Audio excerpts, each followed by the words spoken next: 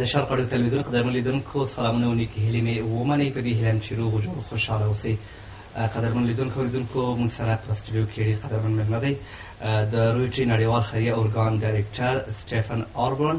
د سره د دوی د فعالیتونو چې دغو افغانستان د راتګ هدف څه شی دی او دلته په کوم برخو کې فعالیتونه ترسره کوي په دې اړه ورسره خبرې اترې لرو. ته ښه راغلاست. Thank you very much.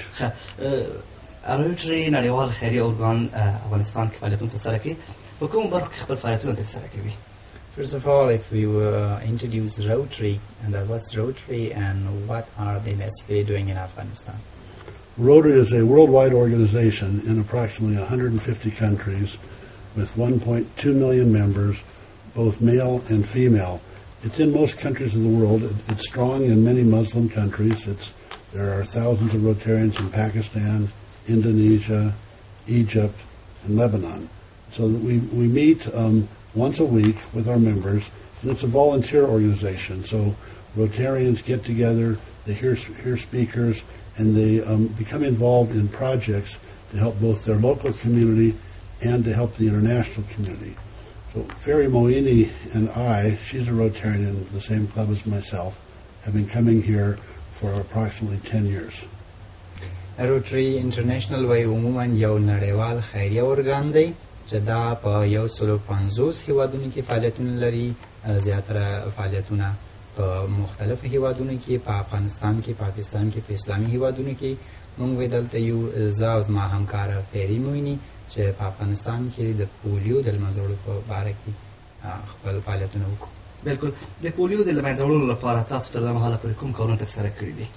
What have you done yet basically to eradicate polio in Afghanistan? Well, let me give a little bit of a historical reference. In 1988, the Rotary International decided to work to eradicate polio worldwide. At that time, it was in 125 countries, and there were approximately 1,000 cases a day worldwide. وای تاسو ته باید اول لږ شانتي معلومات درکم د پولیو د مرض په اړه چې په نړۍ کې په 1988 کال کې روټري وای د نړۍ په سطح خپل فعالیتونه د پولیو د له منځه وړلو لپاره شروع وکړي چې په هغه وخت کې وای تقریبا په ورځ کې په زرهاو کسان په دغه بیماري اخته کېدل. To eradicate the disease, Rotarians over the last 20 plus years have contributed money from their own pockets, and during this time the amount that Rotary has raised has been in excess of $1 billion. وای د تیرو شلو کلونو راپدې خوا روټري نړیوال په خپل فعالیتونو پیل کړی او د مختلفو هیوادونو څخه د مختلفو خلکو څخه فند را جمع کوي تر څو دغه فند وای د دغه امراضو په له منځه وړلو کې په کار وړل شي چې هغه تقریبا هدیې په میلیونونو ډالر رسیږي چې روټري خیریه ټولنه تر اوسه پورې د نړۍ سره مرسته کړې. Rotary has 3 partners in this effort that help on the distribution of the polio vaccine throughout the world. The partners are World Health Organization, UNICEF, and Centers for Disease Control. وای روټري په نړۍ کې 3 عمده ملګري لري یا پارتنران لري چې دوی د پولیو د له منځه وړلو په باره کې مرسته کوي چې هغه WHO دی چې ورلد هیډ یا نړیوال صحي پروګرامونه دي او سره what was the next Centers for Disease Control and UNICEF او UNICEF او مرکزی ځینې نور ارګانونه چې هغوی د امراضو په وقایه کې مرسته کوي او دوی د روټري سره همکار پاتې شوي دي. These organizations conduct massive national immunization campaigns where they have volunteered and paid health workers going throughout the communities to immunize the children. د دې درې وړو ټولنو وای عمده کار دا ده چې دوی کمپینونه اخلي د مختلفو لارو چارو نه تر څو خلک په عامه پوهاوی ورکړي او خلک په دې باندې وپوهوي چې د پولیو مرض څومره خطرناک دی او د دې وقایه او مخنیوي په کوم لارو چارو کېږي. The campaign has been very successful. Today there are only 3 countries with polio. Afghanistan is one of the countries, Pakistan, and Nigeria. India is the most recent country to be polio free. It's gone about 15 months without a case of polio. وای دغه ټولنی وای ډیر کامیاب وو د دې کمپاینونو ډیر زیات موثر وو او تقریبا وای نن سبا پولیو د ټول نړۍ څخه د دې روټري د فند او د دې روټري د غړو په مرسته ختم شوی دی. یوازې 3 هیوادونه دي په نړۍ کې تر اوسه پورې پولیو پکې لیدل کېږي چې یو پکې افغانستان دی، بل نایجیریا او بل پاکستان دی. خوشبختانه وایي په دغه وروستیو کې آخرنی هیواد چې د پولیو څخه ختم پولیو پکې نه لیدل کېده هغه هندوستان و. تقریبا 18 میاشتې کېږي چې په هندوستان کې وایي تر اوسه د پولیو کوم کیس نه دی لیدل شوی. ثانک یو. من سټیفن آربر یو خبر دوه کوله چې موږ په دې برخه کارونه سره کړی دي. تاسو په دې برخه کې چا سره ملاقاتونه خبرې اترې کړې دي؟ مثال په کابل کې د صحت وزارت سره غړو سره همدارس یو شمېر مشرانو سره. I think the question is that first we all know that maybe you had a visit from the Kabul. If you say something, who did you visit in Kabul and so on? Yes, let me talk specifically about Afghanistan.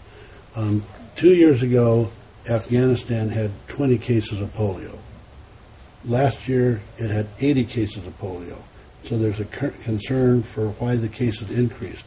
So we came to Afghanistan to discuss this. وای مخکې دینه چې تاسو سوال ته جواب ورکم باید دا اضافه کوم چې وای په افغانستان کې په تیر کلونو کې د پولیو کیسونه 10 کیسونه ول په د مرغه په تیر شوی کال کې 80 کیسونه وای مونږ او نور د روټري غړي په دې باندې خبرې وکړي چې وجه څه د ولې کیسونه اضافه شو. Traveling with us was Kalyan Banerjee, who is the president of Rotary International, and he's from the country of India. وای خوشخبری دا چې په افغانستان کې د پولیو کیسونه زیات شو. په دغه سفر کې مونږ د روټري چیف یا د روټري د ټولنې د ټولو مشر تابع مو د ځان سره د انډیا نه راوړ چې هغه مستر بینرجي ده اوس په افغانستان کې. We had a series of meetings in Kabul over 2 days. We met with members of World Health Organization and UNICEF for a briefing on where things stand in Afghanistan and what the challenges are going forward. وای په کابل کې چې مونږ کله اوسېدلو نو د خپل سفر په مهال کې مو ملاقاتونه درلوده د مختلفو جګړو خلکو سره چې په هغه کې د افغانستان رئیس جمهور حامد کرزی و او د افغانستان د صحت عامه وزیر سوریا دلیلو او ورسره ځینې نور جګړې خلکو او د دې لیدلو نه یوازینی هدف دا و چې موږ سره کینو او په ګډه سره په دې خبرو وکړو چې کوم مشکلاتونه دي په افغانستان کې چې په هغې کې باید کار وکړو. We met with the new Minister of Public Health, Surya Dalil, and we met with President Karzai, and if you'd like I can tell you about these meetings. وای زمونږ د ملاقاتونو په جریان کې د نوی رئیس صاحب سره مو کتل د صحت عامه رئیس سوریا دلیل او حامد کرزی کچېرې تاسو وای دا انټرویو په اړه کې کوم پوښتنه لرئ کولای شم چې وایم چې په انټرویو کې کومې خبرې وکړو. بالکل کوم ګورو هر وخت کې په دې وخت کې خبرې اترې کې خو بیا هم تاسو مخکې خپل خبرو کې ویل چې په تیر وختونو کې 10 پیښې د پولیو ثبت شوې اوس 80 ته رسیدلې دي. تاسو د خبرو نتیجه څه شوه؟ تاسو په پرله پسې کار ترسره خو بیا هم دا پیښې زیاتېږي کمیږي نه ولې مشکل په کوم ځای کې دی؟ I think one point we did not mention was the 5 cases. It says that even though you're working hard, before it was 20 cases. Last year it was 80 cases. So what was the reason it increased? Yes, there are 2 reasons for the increase. Some of the areas in Afghanistan are difficult to go into because of some of the hostilities. And also some of the cases result from the human trafficking that goes across the border. And so the focus of our meetings was to talk about what's the best way of dealing with these issues. وای دا پولیو د کیسونو د جګوالې عمده 2 لاملونه وو. یو دا لامل و چې خلک په لرې ساحو کې پرته وي، یعنی که تاسو وګورئ زموږ په اطرافونو کې په سیمو کې هلته خلک د دغسې ټیمونو ته حتی ځینې ځایونه لرو چې هلته اجازه نه ورکول کېږي چې د پولیو ټیمونه لاړ شي کمپاین نه وکړي یا ماشومانو ته د پولیو څاڅکي ورسوي یا هغه ساحې چې په هغه کې اوس هم جنګونه روان دي نو د داسې ټولنو دپاره هلته زمینه نه برابرېږي چې هلته لاړ شي نو همدا ځای چې خلک بې د پولیو پاتې کېږي ماشومان او تعداد زیاتېږي. تاسو چې کله چارواکو سره خبرې په دې برخه کې وکولې ولسمشر حامد کرزي سره همداراز د صحت وزیر سره نو تاسو څومره ډاډ درکړه چې لږ پرتو سیمو کې خلک اجازه نه ورکوي چې پولیو واکسین ترسره شي همداراز جنګونه هم اوس مهال روان دي له دې وروسته اوړی د اوړي کې جنګونه نور هم لا تودېږي تاسو څومره مطمئن یاست چې تاسو پولیو کمپاینونه به په ښه توګه ترسره شي؟ During your meeting, we understand you talked with President Hamid Karzai in the health ministry. So now, how much you're confident that these programs are going to be applied in Afghanistan? Because we know it's going to be summer season, and usually in summer seasons in Afghanistan, the conflict rises more. The officials starts their activities. So how much you're confident that you can provide the polio eradication programs to the far areas? I'm confident we'll be successful, and let me explain why. There are many stakeholders, all of whom want the same objective. They want their children immunized to be protected against this very bad disease. It makes no difference if they're Taliban or other types of anti-government elements or supporters of the current government. They all want to support this effort, and I'll explain some of the communications that take place. باوجود د چې مشکلات به زیاتې زموږ ټیمونه وایي کولی شي خلاص تړاو ولري هغه په دا دلیل چې وایي که هر څوک وي د هر مذهب وي د هر ژبې چې هر څوک وایي غواړي چې خپل اولاد ته ښه صحت ورکړي باوجود د چې په هغه ساحو کې وایي مشکلات شته دي جنګونه شته دي لیکن وایي مخکې فیري په خپل خبرو کې ویلي چې موږ حتی داسې حالات ولیدل چې طالبان لخوا د افغان دولت ته ډاډ ورکړل شوی چې په هغه ساحو کې چې صحي مرستې روانې دي په هغه ساحو کې چې د هیلت یا د صحت په باره خلکو سره مرسته کوي هلته دوی مداخلت نه کوي. I believe this is the top priority of your Minister of Public Health, and President Karzai has supported this effort all along. He asked on 2 occasions, what more can I do?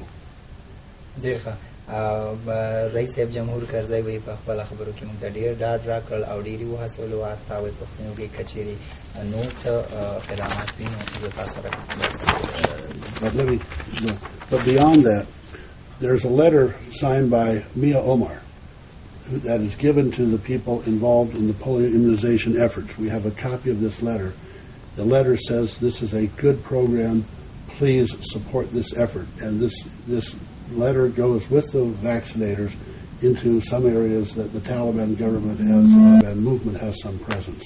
یو تر ټولو ښه خبره وایي دا ده چې زموږ د پروګرام د سپورټ لپاره د حمایې دپاره دا و چې وایي موږ چې کله حامد کرزی سره ولیده د طالبانو د مشر لخوا د مولوي صاحب محمد عمر لخوا یو خط رالیږل شوی دی چې په هغه کې په ډېر وضاحت سره لیکلي چې هغه ټولنې چې غواړي په افغانستان کې خلکو سره صحي مرستې وکړي هغوی ته موږ کوم د لارې خنډ نه جوړو او هر هغه ټیم چې د واکسین لپاره لرې ساحو ته ځي هغوی سره دا خط وي. And beyond this, the ISAF forces are advised when immunization campaigns will take place in an area. To the best they can, they go into a deconflict mode so that they will not initiate conflict. At the same time, World Health and UNICEF, and even through the Red Cross, are able to communicate with the anti-government elements and let them know these vaccination efforts will take place, and they agree to stand down as well so there can be peaceful passage for the vaccinators. په افغانستان کې وایي د دې پولیو د پروګرام د پرمختګ دپاره موږ یوازې کار نه کوو بلکې په افغانستان کې هغه ځینې نور ټولنې چې کار کوي لکه سره صلیب دی د نړیوال هیلث پروګرام دی هغوی سپورټ کوي دغه پروګرام د افغان دولت سپورټ کوي ورسره سره هغه ساحو کې چې جنګ روان دي د پولیو د کمپین د پوره کول لپاره حتی د ناټو ځواکونه هغه ځایونه پرېږدي تر څو هلته جنګ نه وي دوی راوځي هغه ساحونه تر څو خلکو ته د واکسین او د صحي نور پروګرامونه ورسوي.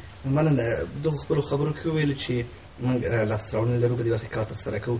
یو مشکل چې دا دی په هندوستان کې تاسو ویل چې پولیو بیخي له منځه تللی ده پاکستان افغانستان او نایجیریا کې اوس مهال پولیو شته دی ستاسو هڅې نو ولې دومره کړنې ترسره شوي چې تاسو دغه 2012 کال د پولیو د لمنځه وړلو لپاره تاسو کال ټاکلی ملګرو ملتونو خو بیا هم د پولیو پیښې زیاتې شوې کمې شوې دي ولې نه یې توانېدلې دوی وویل چې جنګونه نور لاملونه ستاسو د مرستو د لګېدلو په برخه کې هم یو شمېر شاید انتقادونه وځي چې مرستې په سمه توګه نه لګول کېږي ایا په دې برخه کې تاسو څه کړي دي؟ I think one of the good news is that India is a free country of polio right now, right? And also many organizations working, especially Rotary, is spending a huge fund in Afghanistan in eradicating polio. So before you say there were two reasons that the people were banned or they could not to have the access of the polio drops because of the trafficking or conflicted areas. So says that you're spending a lot of money, a lot of energy, power. So why still there is cases in polio in Afghanistan? I believe that the approach that's been taken in the past has been a national approach and even a regional approach, where what we really need now is a local approach. Very good. وای یوازنی لامل چې د خلک ته تر اوسه پورې په افغانستان کې د پولیو کیسونه ختم نه دي دا دی چې زموږ هغه کم فعالیتونه په خوا چې د هغوی شکل داسې و چې هغه لوکل نه و داخلي نه و یعنی د هیواد په سطحه به مونږ کومک کول اوس زموږ مرستې چې دي دا داخلي دي مونږ اوس ولایت په ولایت کلی په کلی ولسوالي په ولسوالي خدمتونه تر سره کوو تر څو افغانستان یو ورسېدلی. There are 13 districts the ministry has identified as high risk. These are in the Kandahar, Helmand, that part of the country, and permanent polio teams are being set up there to do vaccinations all the time, using local people and having a substantial media campaign to get the word to the people, using local folks to go meeting with their neighbors and to have the vaccines taking place year round. افغانستان کې فعلا 14 داسې ولسوالۍ دي چې هلته د پولیو اوچت پیمانه باندې خطر لیدل کېږي یا د پولیو د ګوزنګ ناروغۍ او هغه عموما په کندهار کې په هلمند کې او د هلمند ترڅنګ ولایتونه دي چې هلته موږ خپل صحي ټیمونه رالیږلي دي او هغه ټیمونه تر اوسه پورې فعالیت کوي او هغوی تقریبا په خپل فعالیتونو کې ډېر جدي دي. Additionally, there are 13 stations established where the border traffic is high volume. 2 substantial stations, one at Torkham, one in the Quetta area, and then 11 others. And so whenever children are passing these stations, they'll be immunized routinely. او یو بل تر ټولو عمده خبره چې هغه د پولیو د کنټرول لپاره د اوازین مهاجرین چې د نورو هیوادونو نه سفر کوي هغه د لپاره موږ سټیشنونه برابر کړي تقریبا 14 سټیشنونه دي چې هغه کې د تورخم په بندر کې د ځینې نور هغه ساحې چې زموږ هیواد د نور هیوادونو سره سرحد لري یا بندر لري دغه نه مهاجرین افغانستان ته داخلي نو په هغه بندرونو کې موږ د پولیو سټیشن نه لرو او ماشومان واکسین کیږي. بالکل تاسو څومره مطمئن یاست چې تاسو به څومره وخت کې وتوانیږئ چې افغانستان د پولیو چې کومه مرض دی کوم ناروغي د له منځه یوسي څومره وخت کې څومره نور وخت لرئ؟ How much you're confident when Afghanistan would be a free polio country? My hope is that it should happen within the next 2 years. زما وی هیله ده چې په راتلونکي 2 کالونو کې موږ په دې ډیر جدي کار کوو چې په راتلونکي 2 کالونو کې افغانستان یو داسې هیواد باندې ونمو چې پولیو کوم پلانونه مخې پلانونه مورون دي؟ Based on what programs? Based on the new programs that are just being initiated now that we learned about in our meetings. The programs I described are just beginning to unfold right now, and they are going forward. So it's based on this new approach is what makes me confident. یوازنی شی چې وای د دغه پروګرامونو باندې زه ډیر مطمئن یم هغه دا چې زموږ نوې طریقې هغه نوې طریقې چې موږ په خپل ملاقاتونو کې د رئیس جمهور سره درلودې د صحت عامه د وزارت د غړو سره مو درلودي هغه پلانونه او دا پلان چې اوس موږ د داخلي سطح باندې کار کوو لوکل کار کوو. Let me also mention there's been very substantial funding for Afghanistan. Rotary has spent in excess of $35 million.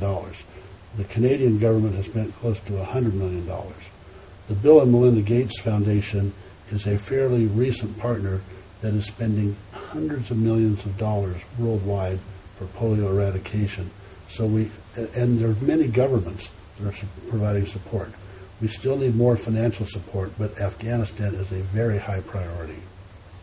وای خزیره پکې دا چې په افغانستان کې موږ په $1,000,000,000 د روتري د نړیوال ټولنې لخوا د پولیو د منځ وړلو په باره کې مرسته کړې دي. د کاناډا خلک په سلهاوو میلیارډونه همداسې ځینې نور هېوادونه دي چې په افغانستان کې د صحي پروګرامونو په بخش کې مرستې کوي، خو یوازینی مشکل دا دی چې وایي په افغانستان کې ډېر زیات فنډ ته ضرورت شته. مننه. بل ته خو مرستو یادونه وکوله که چیرې دغه راتلونکي کال کې د پولیو د واکسین له منځه ولاړ نه شي، څه پلان مو دی چې دا پروګرام به وغځوئ که نه دلته بس شي؟ Talking about the fund, if in Afghanistan the polio eradication is not finished within the next 2 years, so what will be the next plan? Are you going to continue or you're going to stop? Rotary's been doing this for 25 years. We've made a promise to the children of the world. We will stay committed to this until the last case of polio has taken place. وای دا به په دې معنی نه چې موږ خپل پروګرامونه ختمو. روتري وای تقریبا د پولیو د منځ وړلو لپاره 25 کاله کار کړی دی او موږ وای د هر یو ماشوم سره دا مرسته وعده کړې ده چې موږ بس تاسو تر څنګ تر هغه پورې دلیږو چې په نړۍ کې د پولیو آخري کیس هم ختم نشي. د هندوستان د کې چې پولیو له منځه لاړه، هلته کوم لاملونه و چې هندوستان کې پولیو له منځه لاړه؟ افغانستان، پاکستان، نایجیریا کې اوس هم پولیو موجوده ده. هندوستان کوم لارونه کار واخیسته؟ What was the special ways that the Indian used to set their country free, polio country? That's a very good question. They worked more at the village level using local people, and they have a very special training program. Kalyan Banerjee, the president of Rotary, has offered the assistance of the Indian program to Afghanistan to have people that are involved in the program in Afghanistan come to India to learn about their successes, and perhaps have Indian trainers come to Afghanistan to share successes. Some of the challenges have been the same: access to the homes. وای د هندوستان خلک یو تر ټولو ښه کار دا کړی د پولیو د منځ وړلو لپاره چې هغوی په داخلي سطح باندې کار وکړ، کلی په کلی، کوڅه په کوڅه، کور په کور، ساحه په ساحه، ولایت په ولایت او بالاخره په هیواد کې. یوازینی هدف چې وایي موږ د روټري مشر افغانستان ته راوړی همدا ده چې د افغانستان څخه څو کسان ویسي هلته ټرینینګ کړي او بیرته هغوی راشي. هماغه سیستم چې هندوستان خلکو کار کوي په افغانستان کې دی پلی شي. مننه. بل د مرستو یادونه وشوله. یو شمېر انتقادونه د افغان دولت لخوا نه کېږي چې هغه دا چې بهرنیان چې کله مرستې لګوي هغه په خپل صلاحیت لګوي، مرستې لګوي د مرستو څارنه نه کېږي چې دا مرستې څنګه ترسره کېږي. تاسو دغه مؤسسه چې مرستې ترسره کوي د دغه کارونو د صحیح ترسره کېدو لپاره کوم ټیم لري چې په مرستو باندې څارنه وکوي؟ Sometimes we think that there are billions of dollars people or governments are helping with Afghanistan. But still people has criticized that these funds are not used in the correct or proper ways. So now let us give us information that you are providing the health facilities. Do you have a monitoring team for your project to monitor? Another very good question. Our money and most of the donors' money goes through World Health Organization and through UNICEF. But then they work at the village level. And so the money has to go through different channels, through the districts, to the people doing the immunizing and the trainers. We believe we can do a better job in monitoring what is happening through the different channels it goes down and what's actually happening on the ground. And some more controls are being put in place to get better information on that. زه باید په ډېر وضاحت سره وایم زه خوشحاله یم چې کوم فنډ موږ ترلاسه کوو هغه موږ په افغانستان کې د پولیو د منځ وړلو لپاره په 2 لارو مصرفوو. یو یې د نړیوال صحي پروګرامونه دي او بل یونیسف دی، HW او یونیسف. دوی وایي بیا د دغه پیسې مصرفولو لپاره د ولسوالیو په سطحه پروګرامونه لري. هغه پروګرامونه هلته پلی کېږي او هغوی وایي د دې پروګرامونو خساره نه کوي. ډېر ښه. دغو په 14 ولسوالیو کې هغه هم په جنوبي ولایتونو کې چې پولیو اوس مهال موجود ده ډېر زیات د ګواښ لاندې دي، او هغه ولسوالۍ چې اوس مهال پولیو اثرات کم لیدل کېږي، ترمنځ کوم ځانګړی پلان هغه ولسوالۍ کې چې پولیو زیات اټکل کېږي او هغه ولسوالۍ کې چې پولیو ډېر بیخي نشته، امکان نشته دی، څه پلانونه ځانګړي لري؟ So what are the different strategies that you guys are using for those provinces, as we mentioned in Kandahar and in Helmand, there is a high risk. So your team is doing the same job in all provinces, or there's differences that they're working much harder there, or? The efforts will be much more intense in what are considered the high-risk provinces. And the approach is going to be very localized. Maybe for one district, a certain approach will work better than the district next to it. We know there's not a lot of trust between different people from different areas going back and forth. So we have to work at the most local level possible and do it year-round, not just every third month. It's going to be a constant, ongoing effort with a major communication campaign. Like I say, everyone supports this, but some of the people, particularly some of the uneducated people, don't know what it is, and they don't even know about the damaging disease that can cause people, their children, to be crippled for life. So communication is important, and having an intense year-round campaign is important. زما پان وی یو تر ټولو مهم خبره ده چې موږ په هغه ساحو کې چې د پولیو ډیر زیات پیمانه لیدل کېږي یا کیسونه لیدل کېږي هلته موږ په داخلي سطح په ډیر لو سطح په ډیر ټیټ سطح موږ کار شروع کړی دی یعنی د یو کس نه موږ کار شروع کړی دی دکاندار نه دی یو کاریګر نه دی یو ځای نه د مسجد د منبر نه داسې موږ خلک را تشویق کړي دي اوس هم وایي د دغه پروګرامونو د پرمختګ لپاره ځینې د خنډ لارې شته دي هغه خنډونه چې هغه خلک چې د تعلیم نه لرې پاتې دي هغوی د دې درې ساس کې په اهمیت نه پوهېږي او په دې نه پوهېږي که چېرې دغه درې ساس کې ونه رسېږي د هغوی ماشومان په ټول ژوند کې به فلج وي معیوب به وي نو عمده کار وایي په هغه ساحو کې به دا وي چې موږ به ډېر زیات داخلا سطح باندې کار کوو په لو سطح باندې کار کوو تر څو عام خلک دې ته وهڅوو مننه کوم تاسو نه اخرنۍ غوښتنه مو خلکو نه څه ده خلک چې عام خلک اوس مال ستاسو غږ اوري ستاسو ګوري څه غوښتنه لري د پولیو د له منځه وړلو لپاره تاسو سره کوم مرستې ترسره کړئ تر څو هغوی راتلونکي اولادونه چې دي خپل اولادونه چې دي سالم پاتې شي Actually, the program looks very interesting, very fine, and the plan is very nice. So, last question as a message is that what do you think for the future? What do you hope from the people? What to do and how to help this campaign, this program of eradicating the polio? Just call up on the people because they're watching you now. Yeah. Well, I think that it's important that everyone understands this is about the children of the world, the children of Afghanistan. Once the last case of polio takes place and 3 years have gone by, there will be no need to vaccinate against polio. The World Health Community needs to spend approximately $1 billion a year just to work to eradicate this disease. Those resources can be better spent for other things once this takes place. And so, as I've mentioned, all elements of society fully support this program, and it's important to tell your neighbors, tell your friends the importance, so you never have to see another crippled child in Afghanistan. And I really appreciate the opportunity to help share this message.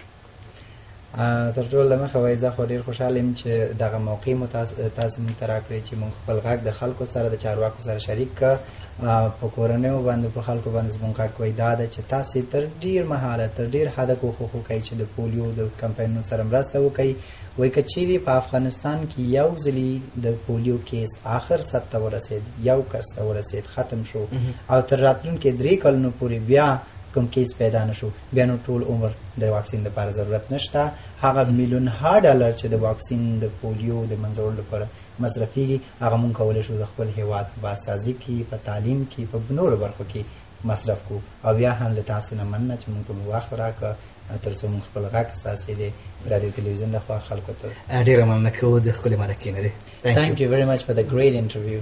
Thank you so much. Thank you. د شرق اړو تلویزیون قدرمن لیدونکو موږ سره په سټوډیو کې د رویټري نړیوال خیریه ارګان ډایرکټر سټیفن آلبرن نه ډېره مننه کوو او د هغه ملګري هارون احمدي نه ډېره زیاته مننه کوو راتلونکي خپرونې پورې مو پر یو بخښونکي راپاره لوی الله مل شه د خدای په